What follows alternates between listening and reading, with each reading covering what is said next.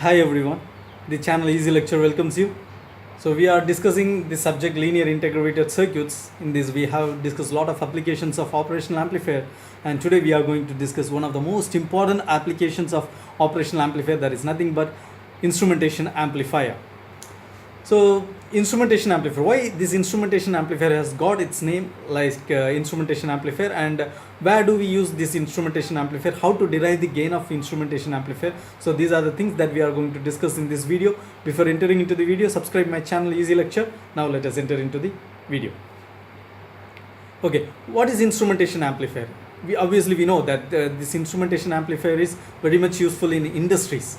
So how these industries make use of this instrumentation amplifier, why this particular instrumentation amplifier is used in industries? Let us see. For this I am taking an example of an oil field. Okay, so what do they in oil field? They explore the earth where oil is available, and they drill and they take the oil, they process the oil, the crude oil, and it is converted into unusable products. Okay, many usable products. So in this manner the oil industry works.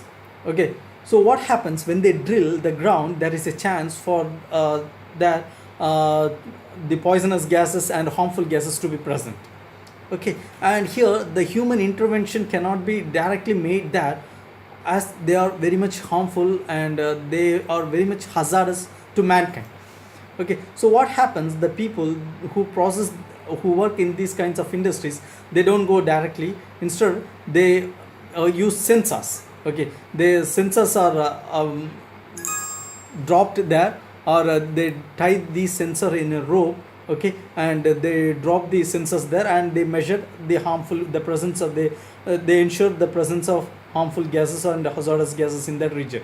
So this is one purpose. Okay, and this crude oil, the crude oil that is taken from the earth, they are moved from one place to another place through the pipes. Okay, and they are collected in tanks, and the flow has to be controlled. The flow of this pipe has to be controlled. The flow of oil inside this pipe has to be controlled, and they have to see whether the tank, sometimes the tank may be closed tank, they may use otherwise open tank, and if they use closed tank, they cannot see directly the level of oil inside the tank. So they have to measure the presence of oil, the level of oil, using sensors, using pressure sensors, and also they have to measure the flow of oil inside the pipe by using a flow sensor. So like this they are using many kinds of sensors. So actually what these sensors do, the sensors, they convert any physical parameter into electrical energy. Okay, so they need to measure even temperature using temperature sensor. Okay, the temperature of the oil that is flowing inside the pipe, so they are also measured. Okay, so here what happens, the sensors which convert that physical parameter into electrical energy, the converted electrical energy are very weak, and this electrical signal, they have to be taken from one point, from the point of measurement to the point of processing, and which may be in a very far away place. So what happens, they take this signal, the measured electrical signal, through the cables. Okay, but these electrical signals, they are very weak, and they ultimately may get diminished before reaching the processing point. So in order to avoid this, in order to overcome this disadvantage, they amplify the electrical signal. Okay, so in order to amplify this electrical signal, the traditional amplifier which we are using cannot be used, and because many common mode noise may be introduced in this signal, in this measured signal, and this common mode noise, this background noise, has to be lowered, has to be completely eliminated, and this can be done by an amplifier which has high common mode rejection ratio, and this high common mode rejection ratio is very much high only for this kind of amplifiers, not for the traditional amplifier that we use. Okay, so for this instrumentation amplifier, this common mode rejection ratio is also very high. It also has very high input impedance and also very low output impedance. Because of these reasons, this amplifier which is designed using operational amplifier is used in these industries, and since these amplifiers are used in industries, they have got the name as instrumentation amplifier. Okay, now let us look into the circuit of instrumentation amplifier. This instrumentation amplifier is a very simple circuit, and it has two portions. one is non-inverting portion and another one is differential amplifier portion. Okay, so when we look at this circuit diagram, this portion is non-inverting amplifying portion, okay, where it uses two non-inverting amplifiers. So this is one non-inverting amplifier, this is another non-inverting amplifier. The outputs of these two non-inverting amplifiers reach the differential amplifier. So this portion, the right side portion, is the differential amplifier. It is performing differential operation. Okay, so here what does this differential amplifier do? So we have already discussed about the operation of differential amplifier. Differential amplifier, it produces the output which is the difference between the two inputs given to the input terminals. Okay, so differential amplifier, it has two input terminals. One is inverting input terminal, another one is non-inverting input terminal. This output produced by the differential amplifier is the difference between the voltages that is reaching the inverting input terminal and the voltage reaching the non-inverting input terminal. So this is what the differential amplifier does. Okay, so we have discussed a lot about differential amplifier, and in that video I have mentioned about the open loop configuration model of differential amplifier, and in this video here it is a closed loop configuration model of differential amplifier. Let us see what it does.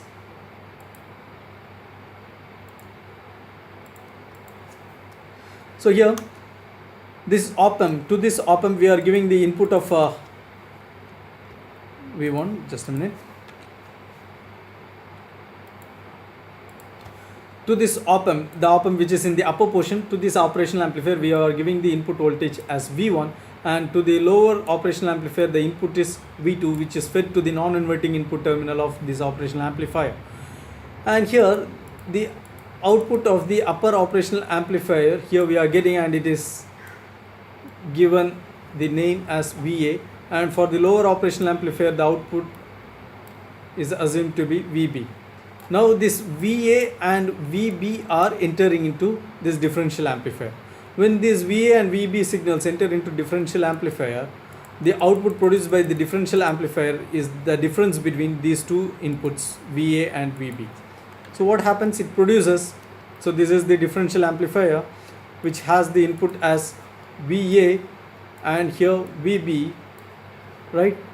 So the output is the difference between VA and VB, that is VA minus VB, and here we have feedback loop in which a resistor R3 is connected, and in the input side we have R2.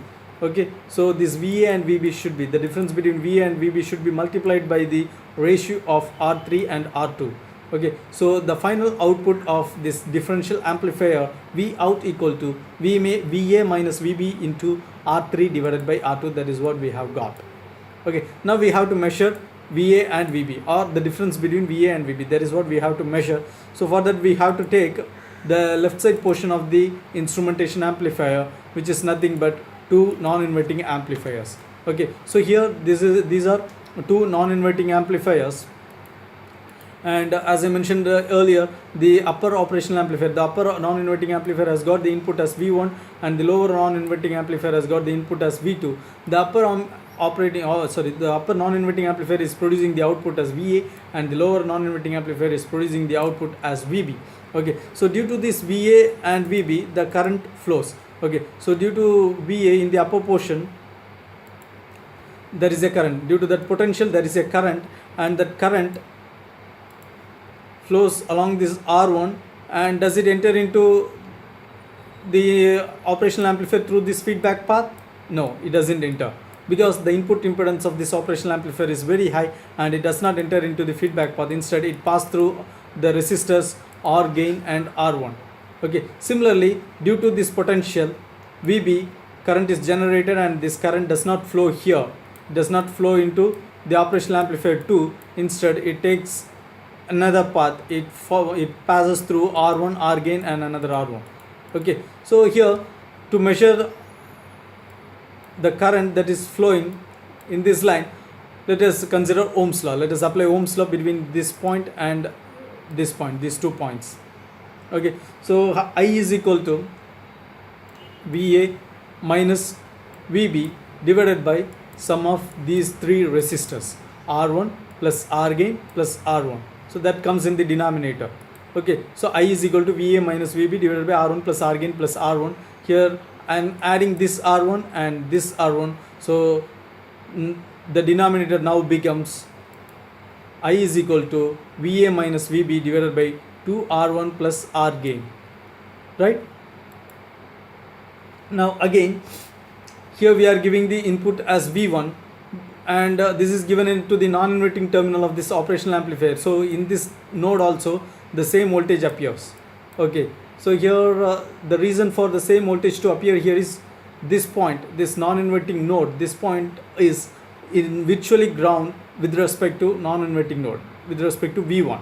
Okay, so the same voltage appears here. So regarding the concept of virtual ground, I have mentioned already about this in my another video, that is the inverting amplifier, non-inverting amplifier. I have given clear explanation about this virtual ground in that video. If you want any clarification in that, you can refer those videos. And this same V1 appears in this node also. Similarly, here in the lower in non-inverting amplifier, V2 is the input. Because of virtual ground, the same V2 appear at this node, and due to this the same V2 appears at this node. So at this node it is V1, and again in this node the voltage is V2. Okay, now we have to apply Ohm's law again across this R gain, and making utilize of this V1 and V2, we will be getting the current I is equal to, because the same current flows, this I and this I, they are same. Okay, I is equal to V1, which is in this node, minus V2, which is in this node, divided by this R gain. Okay, so I is equal to V1 minus V2 divided by R gain, whereas V1 and V2, they are the inputs to upper operational amplifier and the lower operational amplifier respectively. Okay, since both the currents, since this current and this current, they are same, we can equate these two equations. Okay, so this portion VA minus VB divided by 2R1 plus R gain can be written in the left hand side, and this equation can be written in the right hand side. VA minus VB equal to 2R1 plus R gain, VA minus VB divided by 2R1 plus R gain equal to V1 minus V2 divided by R gain. Okay, now again VA minus VB can be retained, and this portion, the denominator of left hand side, can be taken to right hand side. So that comes in the numerator in the right hand side as 2R1 plus R gain into V1 minus V2 divided by R gain, which is equal to VA minus VB. Okay, so this is one thing.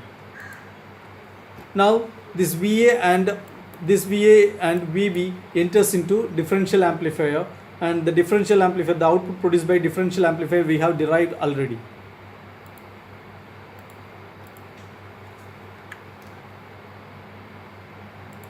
Right, so VA minus VB, that is the, so VA minus VB, this portion we have derived from the previous equation, and this is the overall output of differential amplifier. V out equal to VA minus VB into R3 divided by R2. So we have derived it in the differential amplifier section, and here we have the term VA minus VB, here we have the term VA minus VB. So this VA minus VB can be replaced by this entire equation. Okay, the right hand side of this equation. So V out finally becomes, this V out finally becomes VA minus VB, which is equal to 2R1 plus R gain into V1 minus V2 divided by R gain. So which is this portion into R3 by R2. So that comes here. Okay, so from this we can derive the gain of instrumentation amplifier. This is the overall output of instrumentation amplifier. Okay, so the input to instrumentation amplifiers is V1 and V2. Okay, and the output is V out. So that is what we have got here.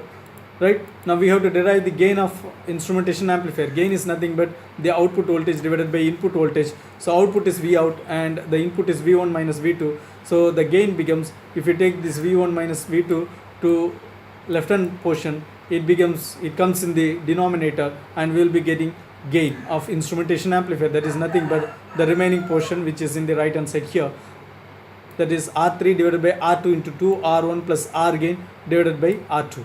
Okay, so this is how we can derive the gain of instrumentation amplifier. Now again we have to look into another condition, that if the resistors used in this instrumentation amplifier are same, what happens?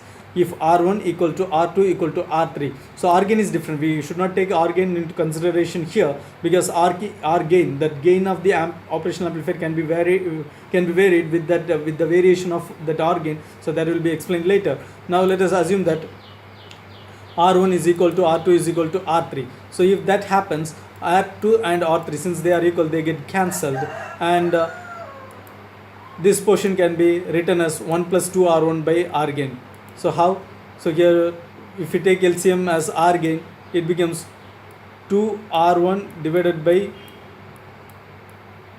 R gain plus R gain divided by R gain, that is 1. So I am writing this portion here.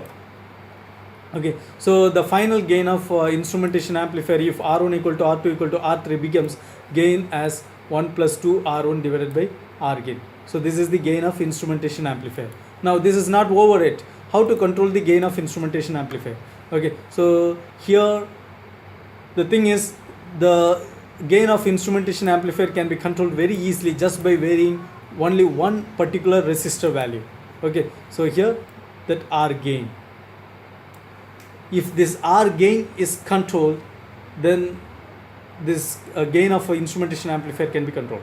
Okay, so this gain of instrumentation amplifier can be controlled by varying the resistor value which is connected between two non-inverting amplifiers. Okay, so this is regarding instrumentation amplifier. And to control the gain of instrumentation amplifier, we don't have to go for very complex circuit. It is already available there, and by varying a single resistor value, the entire gain of this instrumentation amplifier can be controlled. So this is one more important note to be taken regarding this instrumentation amplifier. So one more very important advantage of instrumentation amplifier. So with this video, I hope you have understood the concept related with the instrumentation amplifier, why that instrumentation amplifier has got its name as instrumentation amplifier, and where we use this instrumentation amplifier, how to derive the gain of instrumentation amplifier, how to control the gain of instrumentation amplifier. All these things are very much clear with this video, I hope. Thank you for watching this video. If you like my video, kindly comment, like, share, and don't forget to subscribe my channel Easy Lecture. Meet you again in another video. Until then, bye. Thank you.